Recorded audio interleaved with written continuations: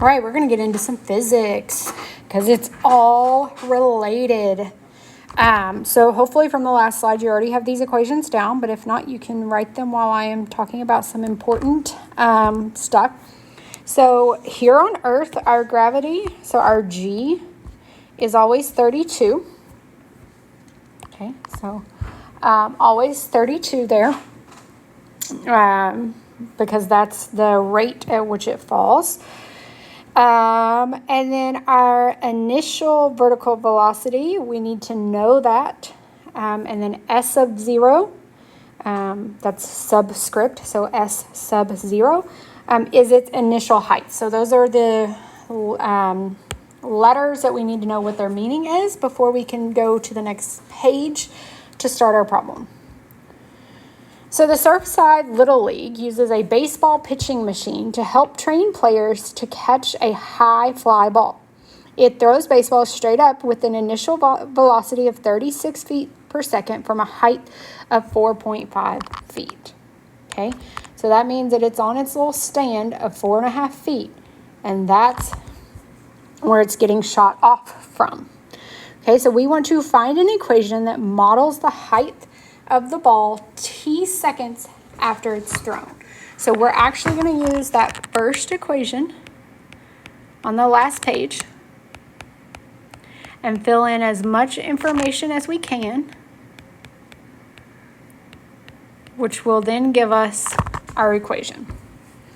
So we said that gravity is always 32. T is going to be our x value because that's our time. So we're going to leave that t squared. Our velocity is 36 feet per second. So it's going to be 36 times t. And then our initial height is 4.5. Okay. The only thing that we could do to simplify this further is multiply negative 1/2 by 32, which would be negative 16. So this is the parabola we are working with. Yes, I know it is a parabola because it is t squared, which is a quadratic, so it's going to be a parabola. It is negative out front, so in my head I already know it's going to be like this. Since it is a pitching machine that is very, the whole point is for it to be pretty much straight up, it's probably going to look very similar to that. Okay. Now, we want to know what the maximum height that the ball is. Well, put on your thinking cap, maximum height, I want that tip top. That's also known as a vertex. And in the previous videos, we've been working on vertex, right?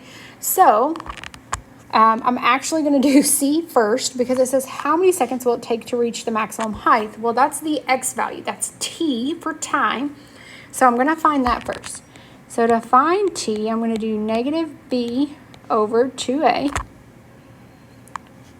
which is negative 36 over, I don't know why I put that negative there, sorry, 2 times negative 16.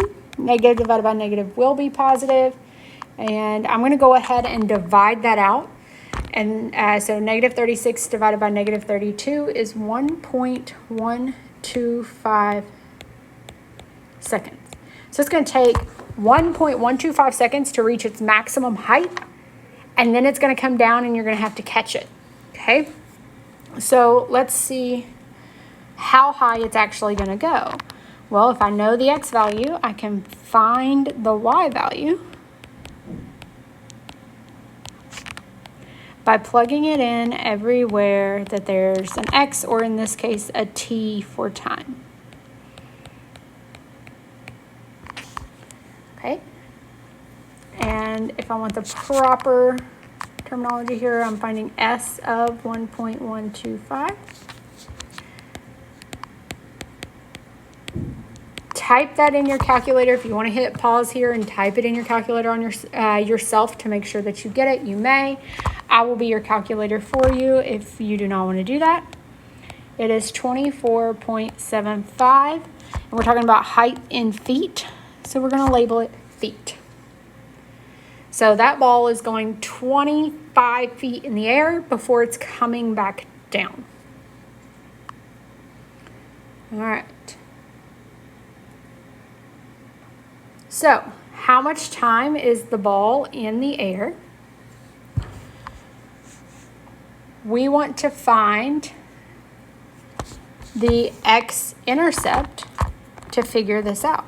So the x-intercept is our time. Remember, x is actually t.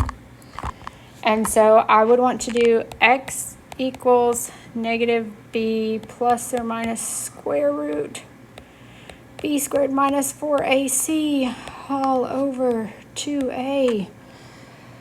I don't want to. I would rather just put it in my graph, but you know, I'm the teacher. I'm going to show you the right way to do it. We're going to get through it. It's fine. I'm also in a weird mood today, so if you're like, this is weird, that's why. I'm sorry, but not really. Okay. So scrolling back up, I have negative 36 plus or minus square root 36 squared minus 4 times negative 16 times 4.5 all over 2 times negative 16. Okay, now I have to go to Desmos because I have no idea what that is off the top of my head. So that was negative 36. I'll do plus first. Square root 36 squared minus 4 times a was negative 16. C was 4.5. And then that was all over 2 times negative 16. Okay, well, that's an 18. That's not helpful because that is negative time, and negative time does not make sense, right? So the problem here, it's not that you did anything wrong, it's that it's the plus. Remember, we have plus or minus. So if I do the minus, hey, look, now I get a positive number. It's going to take 2.369, if I round it, seconds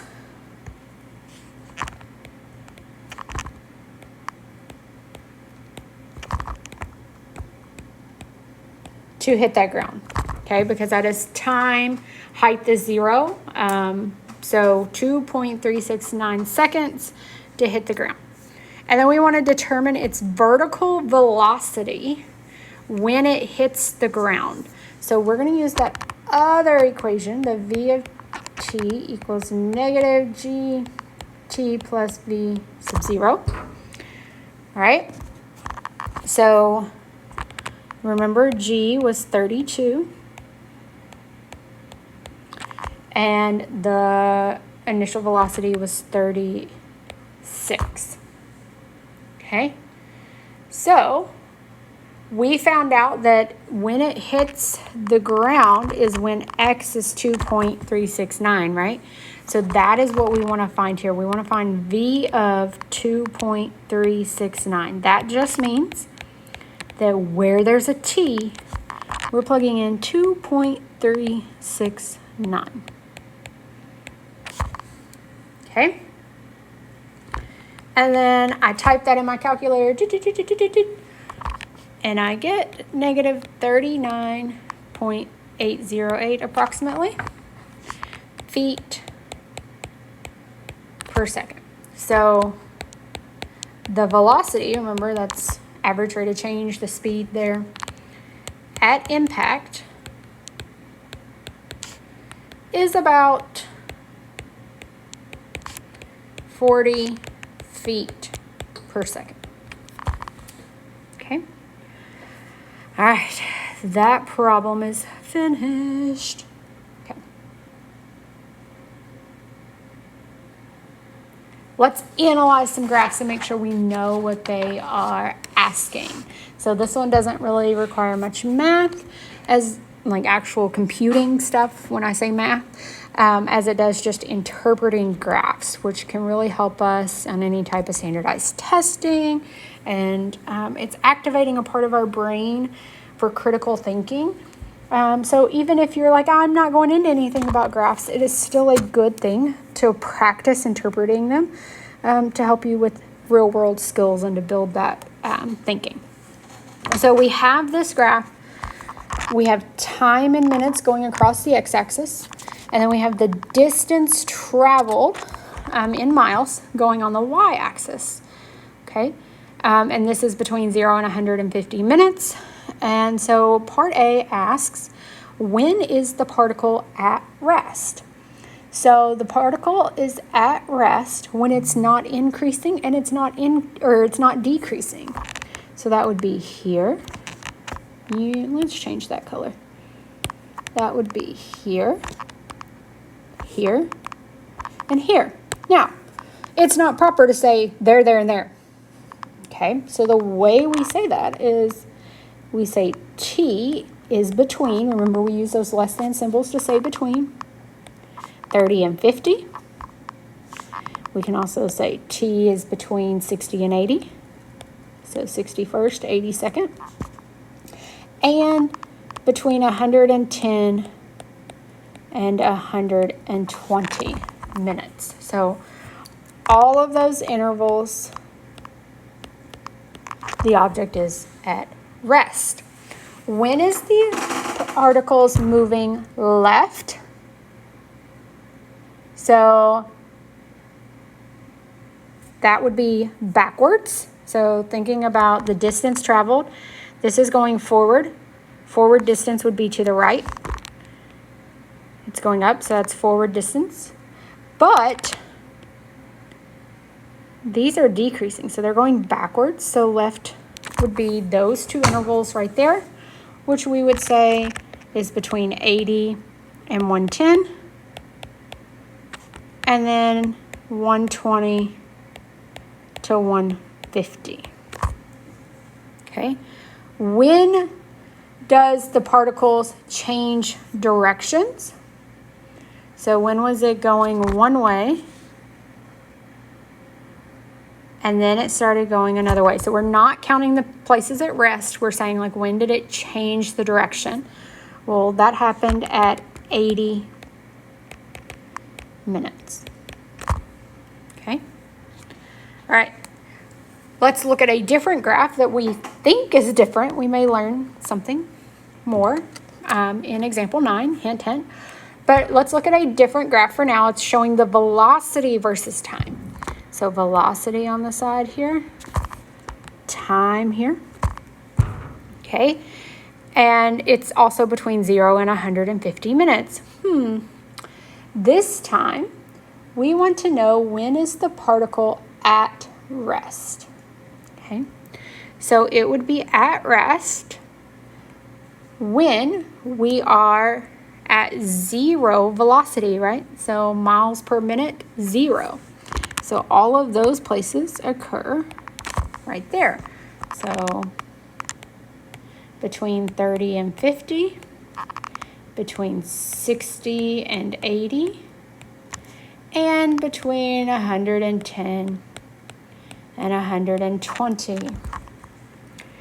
When is the particle moving left? So remember, left was backwards, right?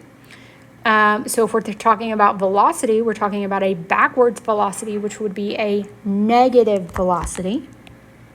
So negatives happen down here, which is between 80 and 110, and between 120 and 150. Both of these answers are minutes. Sorry for my sloppy, quick handwriting there. All right, and then when does the particle change direction? So when was it all either at the x-axis or above and then changes to below? Well, that happens at 80 minutes. Have you found a connection yet? Let's zoom out a little bit. Things that make you go, Hopefully it wasn't that I couldn't spell the word minutes up there. All right, so looking at our two examples above, what similarities do you notice between the graphs? In other words, how do they relate to each other? Okay. So figure B represents the velocity. Remember from the very, very first page of your notes, I know that was so many videos ago, the velocity is also the slope of the graph in figure A. So what am I talking about? Well, let's come up here and erase some of my little doodad drawings. Okay. This slope right here, from 0 to 30. I rise 15 and I run 30. Well, that is 1/2. Right? So rising 15, running 30 is 1/2. Okay. And then that is my velocity. Notice this is, if this is 0.4, this is 0.6, which means right in between that is 0.5. Hey, that's my velocity for that part right there. It's actually the slope. Most of you will not nerd out on that and think that is as cool as I do, but they are related in the sense that figure B represents the slope of the graphs in figure A. And finally, you have completed this set of notes.